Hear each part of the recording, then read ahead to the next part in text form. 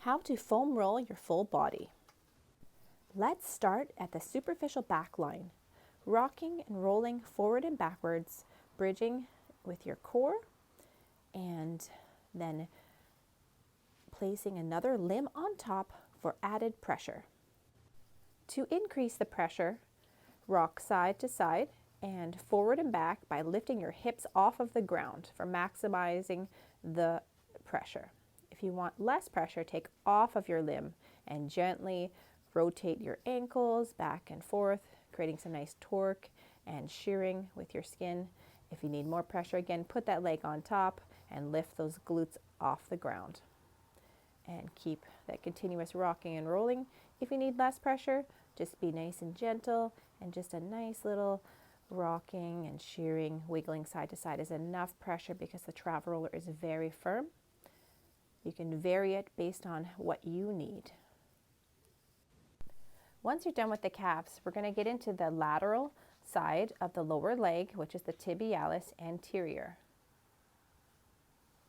We're going to be rolling on the side of our leg and putting your other leg on top for added pressure. And we're getting some amazing shear with your skin. It's pulling on the skin, it's sliding those fascial layers, and we're getting deep by adding a little bit of pressure with your hand on top. Can create more pressure and creating some torque and some flexion and extension of the lower leg. And some active movements really help to unwind those tight tissues. Bracing your core always to get up to reposition the travel roller. If you want an advanced move, this is a great one. You can put all your pressure right onto the tibialis anterior, not your shin bone, but the tibialis muscle. This requires a lot of core strength to do this move, so use with caution. Rolling your entire body can help you create some strength and stability in your shoulders and your core. Repositioning the travel roller into your hamstrings. We're going to do some nice circular rolling into the hamstring and really trying to unwind those tight muscles. Whatever feels good for you should feel nice and supple, and really unwinding that superficial back line of the fascia. Adding a limb on top can add some extra pressure, or you can try this on a chair if you need more. Repositioning into the glutes. The glutes is a great area where you can get really functional with the travel roller, doing short, quick strokes. You can get really precise into the different bellies of the glutes, making sure you're getting to the glute medius, the glute minimus, and the glute maximus. And adding another leg on top really helps to pinpoint that piriformis muscle.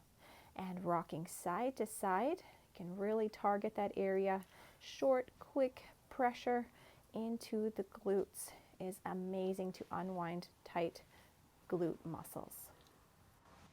Rolling each body part for 1 to 2 minutes, and then reposition the roller into your lower back.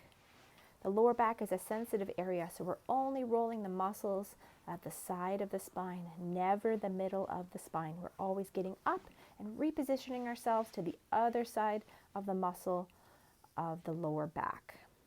And just rocking back and forth and reposition yourself. The main focus should be in the upper back, where we're going to go deep thoracic, rolling and release. You might feel some clicking or some readjustment into your spine because the travel roller is very firm, and reaching to the side and creating nice stretching into the muscles, bracing your neck. And we're creating a little bit of a thoracic extension. A deep breath in and unwind, open up that chest and reposition the roller, a little chin tuck, breathing, and open the chest again for a thoracic extension. Again, we're only rolling to the mid-back and up towards the neck. Never roll all the way down to your hips and back, only to the mid-back, and then reposition the travel roller into your neck for a nice, relaxing, soothing massage on the back of your neck. We're just going to do some gentle nose, side to side. You can really feel the travel roller get into the skull and releasing the tension in your neck. You can do some yeses and nos, whatever feels good for you. This is an area where you need to start relaxing and breathing and find those areas that have tension. You can also put your knuckles onto your forehead to help with the superficial back line to release some tension, headaches. And let's do some belly breathing. Deep belly breath in through your nose and filling up your belly, keeping your ribs down. Deep breaths in and out. The travel roller is nice and ergonomic, so you can just rest in this pillow position with it underneath your neck and keep breathing up and down, in and out, releasing all of that tension. Always getting up by bridging onto your side and repositioning the travel roller to the next position. Let's do the IT band. The IT band is an area where we don't want to excessively roll. We want to be very gentle and realize that the quads are really tight and glued down to the IT band. So you want to hit onto the angle close to the IT band and the quads. And we're going to just do a gentle rocking. Then we're going to rotate onto the back where the IT band connects to the hamstring. And just very gentle rolling back and forth. We do not want to excessively roll it. Do not do this. Do not do this. This is very bad. It will make your IT band tighter. You want to roll into the quads where it attaches to the IT band, where it's glued and sticky there. And we just want to be very gentle. And then let's get into the hamstrings where it attaches towards the IT band. By excessively rolling the IT band, it can actually make it tighter. So we want to be very cautious with rolling the IT band. The quads is an area where you really want to spend a lot of time. They can get very tight from lower cross syndrome and sitting for long periods of time. So you really want to put a lot of pressure onto the quads. The travel roller is very firm, so it does a great job getting really deep to those tissues. You can rock side to side, creating some shearing. You can also bend your leg and extend it for added release.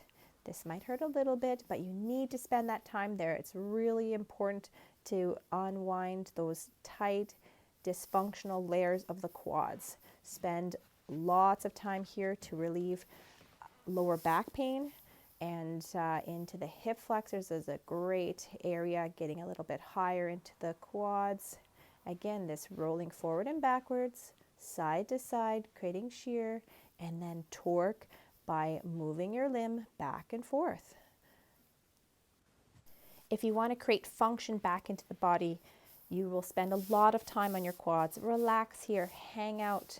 You can do work on your computer, you can be texting, you can be doing other things while you're spending time getting into those deep layers of the quads. You can also do an upward dog, opening up the superficial front line of the body and exploring different angles that work along the quad towards the knee and towards the hip, and then always repositioning yourself into the other quad. Bridging with your leg out to the side creates good support for the body. We're only rolling one leg at a time on the travel roller.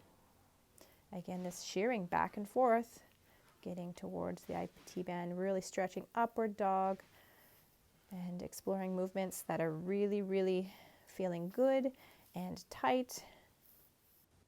The quads can be an uncomfortable area for most people, so do as much as you can and work your way up to longer times.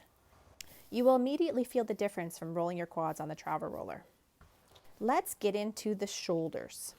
We're getting into the triceps and into the lats, and we're again creating shearing motions side to side, getting into the lats and into the pecs by rolling forward, and more onto the lats by rolling with your chest up and rocking from your chest towards your back, rolling the lats and creating that shearing action side to side. You can create great compression on the top of the deltoids by wiggling forward and backward with your body weight into the front of the deltoids, into the center. You can also grab the back of your arm if you're flexible enough, and creating just enough body weight pressure for the deltoids to release. Always repositioning to wherever you need it more, into the lats and creating nice arm movements. Again, getting back into the pecs, rolling forward and chest up and down. Breathing into these tight areas. This might feel discomforting.